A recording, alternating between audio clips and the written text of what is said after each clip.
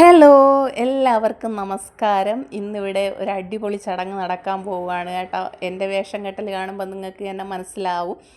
ഇന്ന് എൻ്റെ അനിയൻ്റെ ഭാര്യയുടെ വളകാപ്പ് ചടങ്ങാണ്. ഇത് അവൾക്ക് 9ാം മാസമാണ്. അപ്പോൾ നമ്മൾ വിചാരിച്ചു പിന്നെ ഒന്ന് ആഘോഷിച്ച് കളയാമെന്ന് വിചാരിച്ചു. നമുക്ക് സത്യം പറഞ്ഞു കഴിഞ്ഞാൽ ഈ ആഘോഷങ്ങളോടൊന്നും നമുക്ക് വലിയ താല്പര്യമില്ല കേട്ടോ. ഇതൊന്നും നടത്തണമെന്ന് നമ്മൾ വിചാരിച്ചതൊന്നുമല്ല. കാരണം നമ്മളെ വീട്ടിൽ പൊതുവേ ഒരു ആഘോഷങ്ങളും നടത്താറില്ല. ഇപ്പോൾ എൻ്റെ കാര്യമായാലും എൻ്റെ മോളുടെ കാര്യമായാലും ഒന്നും ഒരു ആഘോഷവും നടത്തിയിട്ടില്ല. അവൾക്ക് എന്ന് പറയാൻ ബർത്ത്ഡേ പോലും നേരാവണ്ണം ആഘോഷിച്ചിട്ടില്ല എന്ന് വേണം പറയാൻ എൻ്റെ മോളുടെ. പിന്നെയാണെങ്കിൽ ഇവളുടെ ഫ്രണ്ട്സിന് ഒരേ നിർബന്ധം കേട്ടോ, നടത്തിയേ പറ്റത്തുള്ളൂ. പിന്നെ നമ്മൾ വിചാരിച്ച് അവരുടെ ഒരു സന്തോഷമില്ല, പിന്നെ അവൾക്ക് അങ്ങനെ സന്തോഷം കിട്ടണേ ഞാൻ കിട്ടട്ടെ എന്ന് വിചാരിച്ച് പിന്നെ നമ്മൾ പറഞ്ഞു നടത്തിക്കോളാൻ പറഞ്ഞു. പിന്നെ ഇവിടെ കുറേ പ്രശ്നങ്ങളൊക്കെ ഇതിനിടയ്ക്കൊക്കെ ഉണ്ടായി കേട്ടോ. എല്ലാവർക്കും വയ്യായ്കയായി. പിന്നെ എൻ്റെ അമ്മ വീണ് അമ്മയുടെ കൈ ഒടിഞ്ഞു. അതൊക്കെ ഞാൻ മുമ്പത്തെ വീഡിയോയിൽ ഇട്ടിട്ടുണ്ട് കേട്ടോ.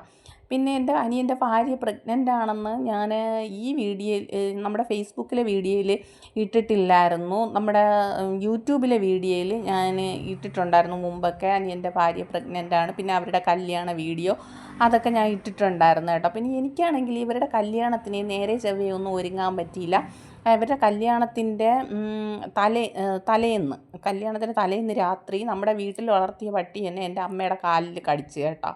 അങ്ങനെ രാത്രി കൊണ്ട് പിന്നെ ഹോസ്പിറ്റലിലോടി. അമ്മയ്ക്ക് ഓരോ ദിവസവും എന്തെങ്കിലുമൊക്കെ ഒരു ഫംഗ്ഷനൊക്കെ വരുമ്പോഴത്തേക്ക് എന്തെങ്കിലുമായിട്ടൊക്കെ കിട്ടിപ്പിടിക്കും കേട്ടോ. ഇപ്പോൾ ഇതാ കൈ ഒടിഞ്ഞ് കിടക്കണം, അന്ന് പട്ടിയടിച്ച്. പിന്നെ അതിൻ്റെയൊക്കെ ഒരു വിഷമവും പിന്നെ നമുക്ക് നേരെ അതിൻ്റെയൊക്കെ ഒരു ഇതിൽ നമുക്ക് നേരെ ഒന്നും കല്യാണത്തിന് ഒരുങ്ങാനോ ഒന്നിനും പറ്റിയില്ല കേട്ടോ. പിന്നെ തയ്ക്കാൻ കൊടുത്ത ബ്ലൗസ് അന്ന് കല്യാണത്തിൻ്റെ കെട്ടിന് വേണ്ടിയിട്ട് ഇടാൻ കൊടുത്ത സാരിക്ക് ഉടുക്കാൻ വേണ്ടിയിട്ടുള്ള ബ്ലൗസ് തയ്ക്കാൻ കൊടുത്തപ്പോഴത്തേക്കാണെങ്കിൽ അന്ന് രാവിലെയാണ് തയ്ച്ച് കിട്ടിയത്. എന്ന് വെച്ചാൽ ഞാൻ വാങ്ങിക്കാൻ പോയപ്പോഴും തയ്ച്ച് വെച്ചിരിക്കുകയാണ്. അങ്ങനെ പിന്നെ നേരെ എനിക്ക് ഒരുങ്ങാനോ ഒന്നിനും പറ്റിയില്ല. അപ്പോൾ പിന്നെ ഞാൻ വിചാരിച്ചു ഇതിനെങ്കിലും ഒന്ന് അടിച്ച് പൊളിക്കാമെന്ന് വിചാരിച്ചു. അപ്പോൾ ഈ ചേച്ചിയാണ് വളകാപ്പിനുള്ള സാധനങ്ങളും ഫ്രൂട്ട്സ് ഐറ്റം ഒക്കെ കൊണ്ടുവന്നത്. ഇവർ ആണ് ഇവളുടെ ഫ്രണ്ട്സ് കേട്ടോ. പിന്നെ നമ്മൾ അവരുടെ ചേച്ചിക്കാണ് ഭയങ്കര ഇഷ്ടം കേട്ടോ ഇതൊക്കെ നടത്താൻ വേണ്ടിയിട്ട്. പിന്നെ ഞാനും വിചാരിച്ച് ഞാനല്ല, അവർ ഭാര്യയും ഭർത്താവും പിന്നെ ബാക്കി ഇത് അവളുടെ അമ്മയാണ് അടുത്ത് നിൽക്കുന്നത്. ആൻറ്റിയും വലിയൊരു പ്രശ്നത്തിൽ ഇങ്ങനെ നിൽക്കുവാണ്. കാരണം എന്തു പറയാൻ ഇതാണ് അങ്ങനെ. അപ്പോൾ നമ്മൾ പിന്നെ വേറെ ഫുഡൊന്നും നമ്മൾ വെളിയിൽ നിന്നൊന്നും അങ്ങനെ വരുത്തുകയോ അങ്ങനെ വേറൊന്നും വലിയ ഇതായിട്ടൊന്നുമില്ല. നമ്മൾ വേറെ ആരെയും വിളിച്ചില്ല. അവളുടെ ഫ്രണ്ട്സും ഉണ്ടായിരുന്നു, നമ്മുടെ വീട്ടിലുള്ളവരും ഉണ്ടായിരുന്നുള്ളൂ. അതുകൊണ്ട് പുറത്തുനിന്നൊന്നും നമ്മൾ വരുത്താൻ നിന്നില്ല കേട്ടോ. വീട്ടിൽ തന്നെ പുട്ടും പിന്നെ ചിക്കനും ഇത്രയേ ഉണ്ടാക്കിയുള്ളൂ. പിന്നെ അമ്മയ്ക്കാണെങ്കിൽ കൈയൊന്നും വയ്യാത്തതുകൊണ്ട് നമുക്ക് കൂടുതലൊന്നും ഉണ്ടാക്കാൻ പറ്റിയില്ല. അവളുടെ അമ്മയാണ് എല്ലാം ചെയ്യുന്നത്. അപ്പോൾ ആൻറ്റി ചെയ്യുന്നതിനും ഒരു കണക്കൊക്കെ ഇല്ലേ, അവിടെ ഒറ്റയ്ക്ക് കിടന്നിട്ട്. പിന്നെ നമ്മളാണെങ്കിൽ നേരത്തെ വന്നത് ഇങ്ങനെയൊക്കെ കോലം കെട്ടിയൊക്കെ നിൽപ്പുണ്ട്. ഇങ്ങനെ കോലം കെട്ടി നിന്ന് കഴിഞ്ഞാൽ പിന്നെ നമ്മളൊന്നും ചെയ്യാൻ അങ്ങോട്ട് അടുക്കള വശത്തോട്ടേ പോകത്തില്ല. ഞാനാണെങ്കിൽ പിന്നെ തലേന്നൊക്കെ ഇവിടെ വന്ന് ഇതൊക്കെ ചെയ്യുന്നത്, ഡെക്കറേഷനൊക്കെ ചെയ്യുന്നതൊക്കെ നോക്കിക്കൊണ്ട് നിന്ന് കേട്ടോ. അത് എൻ്റെ അനിയനും എൻ്റെ മോളും കൂടെയാണ് ചെയ്തത്. അതൊക്കെ നോക്കിക്കൊണ്ട് നിന്നു. പിന്നെ വലിയ ആളൊക്കെ മറ്റേ ഇതൊക്കെ പറയുമല്ലോ കണ്ട്രാക്ക് വിടുക എന്നൊക്കെ, അതുപോലെ കണ്ട്രാക്കൊക്കെ വിട്ട് നിന്നിട്ട് ഞാനാണെങ്കിൽ അമ്മയുടെ വീട്ടിൽ, ഇത് അമ്മയുടെ വീടാണ്, എൻ്റെ അമ്മയുടെ വീടാണ്. അപ്പം ഞാൻ ഇങ്ങനെ വന്ന് രാത്രിയൊക്കെ നിന്നിട്ട് രാവിലെ ആയപ്പോഴത്തേക്ക് ഞാൻ എൻ്റെ വീട്ടിൽ വന്ന് ഒരുങ്ങി ഈ കോലമൊക്കെ കെട്ടി നമ്മളിങ്ങ് വന്നു കേട്ടോ. അമ്മയുടെ വീട്ടിൽ വന്നു. അമ്മയുടെ വീടല്ല, ഇത് അനിയൻ്റെ വീടാണ്. അമ്മയും അച്ഛനും താമസിക്കുന്നത് തൊട്ടപ്പുറത്തെ വീട്ടിലാണ്. തൊട്ടടുത്തടുത്ത് തന്നെ വീട്. അപ്പോൾ പിന്നെയാണെങ്കിൽ ഇതാണെങ്കിൽ അവളുടെ അമ്മയാണ്, ആൻറ്റിയാണ് ആദ്യം കൊടുക്കുന്നത് കേട്ടോ. മറ്റേ ഇങ്ങനെ വെച്ച് തേച്ചൊക്കെ വയ്ക്കുമല്ലോ, ചന്ദനം, കുങ്കുമം, മഞ്ഞൾ എന്തൊക്കെയോ ഉണ്ടല്ലോ തേച്ച് വയ്ക്കുന്നത്. എന്തൊക്കെയോ അവിടെ ഇരുന്ന് അതിനെ എടുത്തങ്ങ് തേച്ച് നമ്മളെ കാലഘട്ടത്തിൽ, അതായത് ഞാൻ പ്രഗ്നൻ്റ് ആയപ്പോഴത്തേക്ക് ഇങ്ങനെയുള്ള ചടങ്ങുകളൊന്നും ഇല്ലായിരുന്നു കേട്ടോ. ഇപ്പോഴാണ് ഓരോരോ ചടങ്ങുകളായിട്ട് വന്നത്. എന്തെല്ലാം മനോഹരമായ ചടങ്ങുകളല്ലേ. ഇന്നും ഇതുപോലെയൊക്കെയുള്ള ചടങ്ങുകൾ കാണുമായിരിക്കും. അപ്പോഴും ഞാനും അല്ല, സോറി, എനിക്ക് ഇല്ല കേട്ടോ. കാരണം എൻ്റെ മോൾക്ക് 21 വയസ്സായി. പിന്നെ ഞാനിനി പ്രഗ്നൻ്റ് ആവാൻ തയ്യാറല്ല. അതുകൊണ്ട് അങ്ങനെ ഇതാ കണ്ട എൻ്റെ കൈയൊടിഞ്ഞ അമ്മ വന്ന് എങ്ങനെയുണ്ട്, ജഗതിയെ പോലെ ഉണ്ടല്ലേ, ഇങ്ങനെ ജഗതി അതൊരു സിനിമയിൽ ഇങ്ങനെ ഇങ്ങനെ ഇങ്ങനെ വെച്ചിട്ട് ഇങ്ങനെ കുത്തി, ഇങ്ങനെ ഒരു കൈ കൊണ്ട് കുത്തി കഴിയെന്ന് പറഞ്ഞ് വെച്ച് കൊടുക്കുന്ന പോലെയാണ് എൻ്റെ അമ്മ നിൽക്കുന്നത്. പാവം, എന്തൊക്കെ ചടങ്ങ് വന്നാലും അമ്മയ്ക്ക് ഇതാണ് കേട്ടോ അവസ്ഥ. പട്ടി ചന്തയ്ക്ക് പോയതുപോലെ എന്നൊക്കെ പറയില്ലേ, അതാണ് കേട്ടോ പാവം. ഇനി അമ്മയ്ക്ക് ഇനിയുള്ള ആഘോഷങ്ങളിലൊക്കെ പങ്കെടുക്കാം. ഇനി കുഞ്ഞ് വാവയുടെ 28 പേരിടൽ അങ്ങനെയൊക്കെ ഉണ്ടല്ലോ, അതിലൊക്കെ പങ്കെടുക്കാം അടിപൊളിയായിട്ട്. അങ്ങനെ അമ്മയാണെങ്കിൽ വളയൊക്കെ ഇട്ട് കൊടുത്തു. ഞാൻ ഈ മനോഹരമായ ചടങ്ങുകളെല്ലാം നോക്കിക്കൊണ്ടിരിക്കുകയാണ്. എനിക്കാണെങ്കിൽ എൻ്റെ ആ സമയത്ത് ഇതൊന്നും ഇല്ലായിരുന്നല്ലോ, എന്നാലാണെങ്കിൽ അത്രയെങ്കിലും ഒരു സന്തോഷവും സമാധാനവും ഒക്കെ കിട്ടിയേനെ.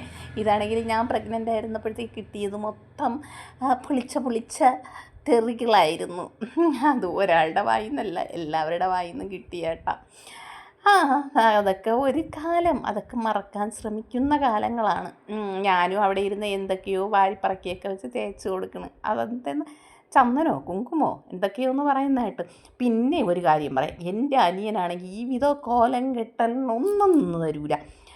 എങ്ങനെയോ നമ്മൾ പിടിച്ചിരുത്തിയതുപോലെ വലിച്ച് പിടിച്ചിരുത്തിയിരിക്കണം. ഈ കല്യാണം കഴിഞ്ഞതിന് ശേഷമാണ് ഇത്രയെങ്കിലും ഒന്ന് അടങ്ങി ഈ വീഡിയോയ്ക്കും ഇതിനൊക്കെ ഇരുന്ന് തരുന്നത്. എൻ്റെ കൂടെ പറഞ്ഞ് വീഡിയോയിൽ എൻ്റെ മുഖം എറർ ചെയ്യണം, ഇത് എൻ്റെ മുഖം കാണിക്കാനേ പറ്റൂല, അവളത് വേണോ ഈ കാണിച്ചോ, എൻ്റെത് കാണിക്കാൻ പറ്റൂല എന്ന് പറഞ്ഞിട്ട് ഞാൻ പറഞ്ഞില്ല, കാണിക്കൂല, നിൻ്റെത് കാണിക്കൂല എന്ന് പറഞ്ഞ്. അങ്ങനെ ഞാനാണെങ്കിൽ ഇതെല്ലാം ഇട്ട് കൊടുത്തിട്ട് ഞാനാണെങ്കിൽ ഒരു അനുഗ്രഹവും കൊടുത്തു കേട്ടോ. എന്നിട്ടാണെങ്കിൽ എന്നോട് ചോദിക്കുന്നത്, ഇടയ്ക്കിടയ്ക്ക് ചോദിക്കുന്നത് എണീക്കട്ടാ, ഞാൻ എണീക്കട്ടാന്ന്. എന്നിട്ടാണെങ്കിൽ എൻ്റെ പറയും കുറച്ച് മതിയെന്ന് ജിലേബി. ഞാനാണെങ്കിൽ വായിൽ മൊത്തം അങ്ങ് കുത്തിക്കയറ്റി വെച്ച് കൊടുത്തു, എന്നാ കഴിയുമെന്ന്. എന്നിട്ടാണെങ്കിൽ എൻ്റെ കഴുകട്ടാ, ഞാൻ ഇവിടുന്ന് എണീക്കട്ടാ. ഞാൻ പറഞ്ഞ് മര്യാദയ്ക്ക് അവിടെ ഇരി ഓം വെച്ചോണ്ടെന്ന് പറഞ്ഞിട്ട് അലവിലിട്ട് ഒരു കുത്തും വെച്ച് കൊടുത്ത് അവിടെ ഇരിക്കുന്നു. ഇതാണെങ്കിൽ അവളെ അനിയനാണ് കേട്ടോ, അവനാണ് അടുത്തിട്ട് കൊടുക്കുന്നത്. അവരാണെങ്കിൽ ഭയങ്കര ബോണ്ടിങ് ആണ് കേട്ടോ. എന്നെയും എൻ്റെ അനിയനെയും പോലെ, എൻ്റെ അനിയനെയെന്ന് പറയണ്ട, നമ്മൾ രണ്ടുപേരും ഇടയ്ക്ക് ഭയങ്കര സ്നേഹമായിരിക്കും. പിന്നെ കുറച്ച് കഴിയുമ്പോഴത്തേക്ക് ചിലപ്പോൾ നിൽക്കുന്ന നിപ്പി തന്നെ ആയിരിക്കും. ഞാൻ എന്തെങ്കിലും പറയുമ്പോൾ നീ പോണേ എന്ന് പറയും, നീ പോണേ എന്ന് പറയും. അപ്പോഴാണെങ്കിലാണെങ്കിൽ എനിക്ക് ദേഷ്യം വരും. ഞാൻ പറയും നീ പോടാ എന്ന് പറയാം. പിന്നെ അങ്ങോട്ടും ഇങ്ങോട്ടും പറഞ്ഞ് നീ എൻ്റെ കൂടെ ഒന്നും പറയാൻ വരരുത്. ഞാൻ പറയും നീ എൻ്റെ കൂടെ ഒന്നും പറയാൻ വരരുത്, നീ പോടാ എന്ന് പറഞ്ഞിട്ട്. നീയല്ലേ ഇങ്ങോട്ട് എൻ്റെ കൂടെ കാര്യങ്ങൾ പറയാൻ വന്നത്, ഞാനല്ല വന്നത്. പിന്നെ ഞാൻ അഭിപ്രായം പറഞ്ഞാൽ നിനക്കെന്ത് കുഴപ്പമെന്നൊക്കെ ചോദിച്ചിട്ട് അങ്ങോട്ടും ഇങ്ങോട്ടും മനോഹരമായ ഗുസ്തി പിടുത്തമാണ്. പക്ഷേ ഇവരാണെങ്കിലെന്ന് പറഞ്ഞാലാണെങ്കിൽ ഭയങ്കര ബോണ്ടിങ് ആണ് കേട്ടോ. അയ്യോ, ചക്കരയെന്നൊക്കെ വിളിക്കുന്ന കേൾക്കുമ്പോഴത്തേക്ക് നമ്മളിവിടെ ചക്കരയെന്നല്ല, വേറെ ദേഷ്യം വരുമ്പോൾ വേറെ വല്ലതൊക്കെയാണ് വിളിക്കുന്നത്, സത്യം. അങ്ങനെ അത് മധുരമൊക്കെ കൊടുത്തൊക്കെ കഴിഞ്ഞ് എല്ലാവരും ഓരോ മധുരങ്ങൾ വീതമൊക്കെ ഇങ്ങനെ കൊടുത്തു. എന്നിട്ടാണെങ്കിൽ മൈലാഞ്ചി ഇട്ടപ്പോഴത്തേക്ക് വാവയുടെ ഫോട്ടോ അല്ല, ഇങ്ങനെ ആ രൂപം ഇങ്ങനെ മൈലാഞ്ചിയിൽ കൈയുടെ നടുക്ക് ഇങ്ങനെ വരഞ്ഞ് വെച്ചേക്കുകയാണ് കേട്ടോ. ഇത് മൈലാഞ്ചി അല്ലെന്ന് തോന്നുന്നു, വേറെ എന്തോ സംഭവം തോന്നണം.